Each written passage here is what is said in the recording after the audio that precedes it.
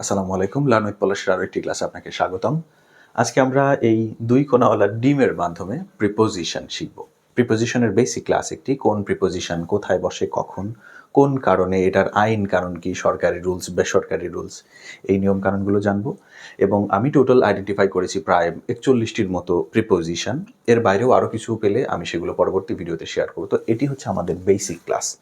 Normally একটা বস্তু, একটা জিনিস, যে কোনো কিছু, কোনো প্রতিষ্ঠান, এগুলোর ক্ষেত্রে আমরা যখন প্রিপোজিশন ব্যবহার করি, নর্মাল সেন্স এর ক্ষেত্রে প্রিপোজিশন কোথায় কোনটি ব্যবহার করি একদম সহজ কিছু রুলসের মাধ্যমে আমরা শিখব, ছবিতে দেখিয়ে যেটা আশা করি যে এই ভিডিওতেই একদম পুরোটাই ক্লিয়ার হয়ে যাবে, বেসিক ধারণাটা ক্লিয়ার হয়ে যাবে। এবং অ্যাডভান্স একটা ক্লাস এটার থাকবে, সেখানে আমি প্রত্যেকটি প্রিপোজিশনের একাধিক উদাহরণ দেখিয়ে বুঝিয়ে দেওয়ার চেষ্টা করব, যেটা আপনারা ওটা প্র্যাকটিস করলে নিজেরা লেখার ক্ষেত্রেও প্রিপোজিশন সঠিকভাবে ব্যবহার করতে পারবেন।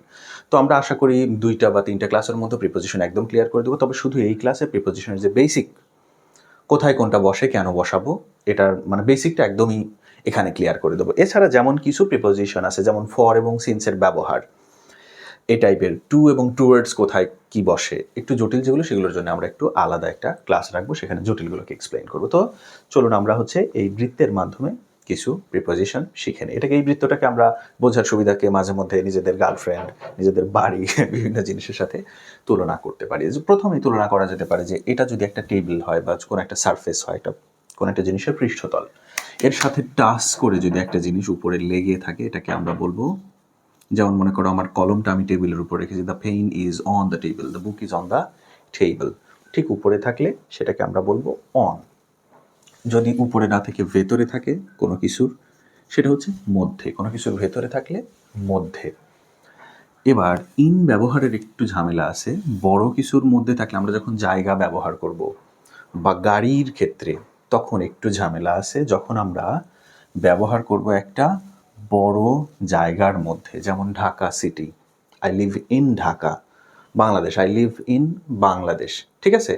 দেখো, বড় বড় জায়গার ক্ষেত্রে আমরা লেখার ক্ষেত্রে আমরা ইন ব্যবহার করব। ছোট জায়গা, এর মধ্যেই আবার ছোট একটা আছে, সেখানে আমরা ব্যবহার করব অ্যাট। আবার আমরা যখন তুলনায়, দেখো প্রথমে আমি এক্সাম্পল দিলাম ঢাকা এবং বাংলাদেশের উদাহরণ। আমি যদি এবার ঢাকা এবং মহাখালীর উদাহরণ দিই, তখন কিন্তু আবার চেঞ্জ হয়ে যাবে। I live in Dhaka at Mohakhali. দেখো, এখানে মহাখালীটাকে আমি অ্যাট বলতেছি, আগের বার কিন্তু ঢাকাকে অ্যাট বলেছি। কারণ কি, আমি যে দুইটা জায়গার উদাহরণ দিয়েছি, সেই দুইটার মধ্যে যে বড় তাকে ইন বলবো, যে ছোট তাকে অ্যাট বলবো, ঠিক আছে? এছাড়াও যে কোনো জিনিসের মধ্যে আছে সেটাকে আমরা বোঝাবো ইন দিয়ে। এছাড়াও আরও অনেকগুলো প্রিপোজিশন আমরা শিখবো। যেমন উপরে যদি আমরা আরেকটু উপরে যাই, উপরে আমাদের বেশ কিছু ওয়ার্ডস নর্মালি উপরে শিখতে হয়, যেগুলো ধরো এটা সারফেসের সাথে টাচ করে থাকলে অন, আরেকটু উপরে যদি কোনো কিছু থাকে, সেটাকে আমরা দুইভাবে বলতে পারি। একটা হচ্ছে ওভার, আরেকটা হচ্ছে অ্যাবাভ। এরকম আমরা ব্যবহার করতে পারি। ওভারটা নর্মালি আমরা ব্যবহার করি যখন কোনো জিনিস আমাদের মাথার উপরে আসে এবং একই সাথে সেটা কোনো একটা মুভিং অবজেক্ট মুভ করছে, নড়াচড়া, উপর দিয়ে ধরো প্লেন, হেলিকপ্টার চলে গেল, ওটাকে আমরা ওভার বলবো, যেহেতু এটা একটা মুভিং অবজেক্ট। কিন্তু ঠিক উপরেই আছে, ওটার সাথে কোনো গতির সম্পর্ক নেই, সেক্ষেত্রে আমরা বলবো ফ্যান। যেমন মনে করো আমার সিলিং ফ্যানটা, the fan is above our head, ঠিক মাথার উপরে ফ্যান আছে। অ্যাবাভ বলতে বোঝায় ঠিক উপরে, আর এটা হচ্ছে ঠিক উপরে, আর এটা ওভারটা হচ্ছে একটু মুভ টুভ করছে। আর কি কি প্রিপোজিশন আছে? হ্যাঁ, বাইরে থেকে ধরো কোনো একটা জিনিস, একটু খেয়াল করে শুনবে, এখান থেকে বেসিক মোটামুটি ক্লিয়ার হয়ে যাবে। পরে আমরা জাস্ট কয়েকটা এক্সাম্পল শিখলে আর কোনো ক্লাস আশা করি যে নর্মাল প্রিপোজিশনের ক্ষেত্রে লাগবে না। এখানে একটা মানুষ, সে হাঁটতে হাঁটতে, এটা হচ্ছে এই মুহূর্তে আমাদের একটা মাঠ ফিল্ড, হাঁটতে হাঁটতে একদম ভেতর দিয়ে বের হয়ে এই পাশ দিয়ে চলে গেল। এটাকে আমরা কি বলবো? এটাকে আমরা বলতে পারি অ্যাক্রোস। আমরা একটু লিখে দেই, অথবা আমরা অনেক সময় থ্রুটাও লিখতে পারি। দ্য ম্যান ইজ, মনে করো যে গোয়িং অ্যাক্রস দ্য ফিল্ড, অথবা কোনো একটা তীর বিধে একদম বুকে লেখে, সেটা আমরা বলতে পারি থ্রু দিয়ে বলতে বোঝাই হচ্ছে ঠিক মাঝখান দিয়ে। ইন যখন পড়ালাম, তোমাদের মাথায় একটা জিনিস আসতে পারে, ইনটু কোথায় বসবে। ধরো একদল স্টুডেন্ট, এটা আমার ক্লাসরুমের মধ্যে প্রবেশ করছে, দ্যাট মিনস ওরা হাঁটতে হাঁটতে রুমে আসছে, সেই ক্ষেত্রে যেহেতু ওই মানুষগুলা মুভিং, সেক্ষেত্রে এখানে আমরা ইনটু ব্যবহার করবো। যেমন মনে করো যে some students are coming into my room, অথবা আমি নিজে যাচ্ছি, সেক্ষেত্রে আমরা ব্যবহার করব ইনটু। তারপর আমরা টু, একজন মানুষ স্কুলের দিকে যাচ্ছে, এই মুহূর্তে এই সার্কেলটা হচ্ছে একটা স্কুল, ঠিক আছে। He is going to school, to school মানে টু দ্য স্কুল, স্কুলের মধ্যেই যাচ্ছে, ও স্কুলেই যাবে। কিন্তু যদি হয় টুয়ার্ডস, TOWARDS, টুয়ার্ডস বলতে বোঝাচ্ছে স্কুলের দিকে, টুয়ার্ডস বলতে বোঝায় নর্মালি দিকে, স্কুলের দিকে যাচ্ছে, ও আসলে স্কুলে যাবে কি না অন্য কোনো কিছু করতে যাবে সেটা ওর ব্যাপার।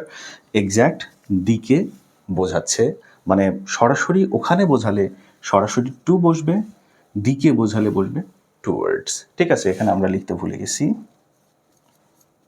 অনটুর ক্ষেত্রে আমরা এক্সাম্পল দিতে পারি, মনে করো যে এটা একটা বাস, বাসের দিকে স্টুডেন্টরা দৌড়ে যাচ্ছে, the childrens are running on to the bus, বাসের দিকে দৌড়ে যাচ্ছে, ঠিক আছে। এখানে আমরা টুয়ার্ডসও বলতে পারি, তবে স্থির কোনো জিনিসের দিকে এগিয়ে, এখানে তীরটা এখানে হবে না, বলা যায় এখানে হবে। আর ঠিক মাঝখানে চলে আসলে সেখানে আমরা ইনটু ব্যবহার করব। এবার আমরা একটু নিচে কি কি ধরনের প্রিপোজিশন ইউজ করি সেটা দেখি। ধরো সরাসরি যদি কোনো জিনিস নিচে থাকে সেটাকে আমরা লিখতে পারি আন্ডার, বিলো, বেনেথ। বেনেথটাও নিচে বোঝায়, তাহলে আমরা ব্যবহার করতে পারি আন্ডার, বিলো।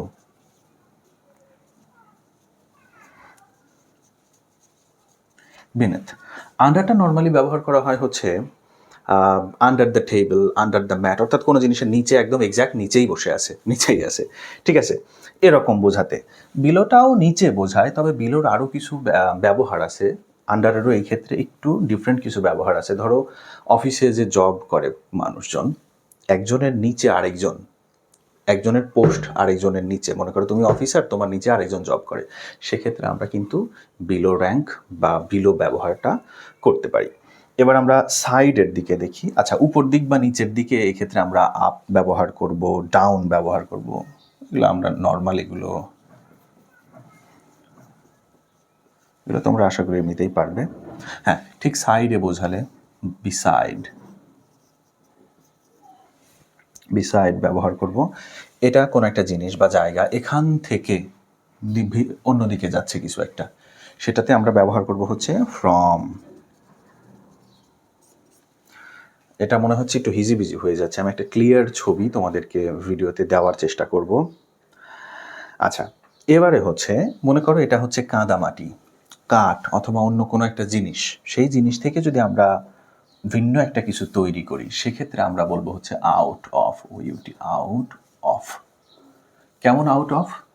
যেমন ধরো তারা মাটি দিয়ে বাড়ি বানায়, দে মেড দেয়ার হাউস, তারা বাড়ি বানায় out of earth, out of বা সোয়েল, তারা মাটি দিয়ে বাড়ি বানায়, কাদা দিয়ে বাড়ি বানায়, এখানে আমরা আউট অফ আর্থ বলতে পারি। আর্থ বলতে মাটিও বোঝায়।